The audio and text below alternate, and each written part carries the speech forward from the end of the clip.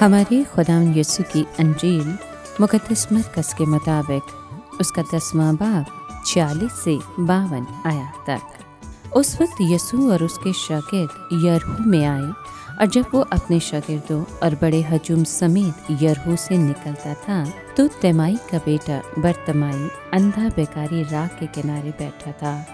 और ये सुनकर यीशु नासरी है वो चिल्लाने और कहने लगा, ए दाऊद के बेटे यीशु, मुझ पर रहम कर। और बतेरों ने उसे छिड़का कि चुप रहे, मगर वो और भी ज़्यादा चिल्लाया कि ए दाऊद के बेटे, मुझ पर रहम कर। तब यीशु ने खड़े होकर कहा कि उसे बुलाओ। उन्होंने उस अंधे को ये कहकर बुलाया कि खातिर जमा रख, उठ, वो तुझे बुलाता है।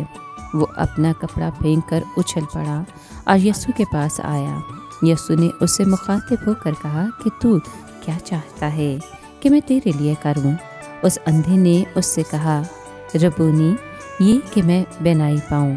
यीशु ने उससे कहा, जा, तेरे ईमान ने तुझे बचा लिया। और फ़ौरन उसने बिनाई पाई और राह में उसके साथ हो लिया। पाक कलाम के पढ़े और सुने जाने पर खुदावंद की बरकत हो, खुदा का शुक्र हो। अजीज़ दोस्तों, आज के कलाम में हम सुनते हैं कि खुदावंद और उसके शागिर्द यरदन को पार करके यरीहो में आए थे। यहाँ उनकी मुलाकात एक अंधे शख्स से हुई। उस शख्स को न सिर्फ एक अशद ज़रूरत थी, बल्कि वो ज़रूरत का शौक़ रखता था और वो मुसम्मम इरादा रखता था कि ये ज़रूरत पूरी हो जाएगी। बरतिमाई ने खुदावंद यीशु को पहचान लिया और उसे इब्ने दाऊद कहकर मुखातिब किया। कैसी सितम ज़रीफ़ी है कि इस्राएली कौम तो मसीह मौत की मौजूदगी से अंधी थी, मगर एक अंधा यहूदी हकीकी रूहानी बहनाई रखता है। वो बार बार रहम की दरख्वास्त करता रहा और उसकी दरख्वास्त मंजूर हुई। तब उसने शुक्रगुजारी की। उसकी शुक्रगुजारी उसकी वफ़ादार शागिर्दियत से ज़ाहिर होती है कि वो यरूशलेम के आखिरी सफ़र में उसके पीछे हो लिया। इस बात से यीशु को खुशी और हौसला अफजाई हुई होगी कि जब मैं सलीब की तरफ बढ़ रहा हूँ तो यरीहो में इस किस्म का ईमान मिला है।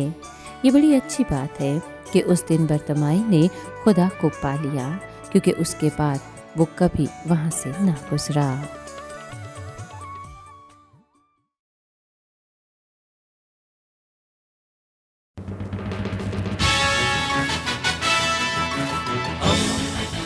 दोस्ती का पैगंबर, रेडियो वेरितास एशिया।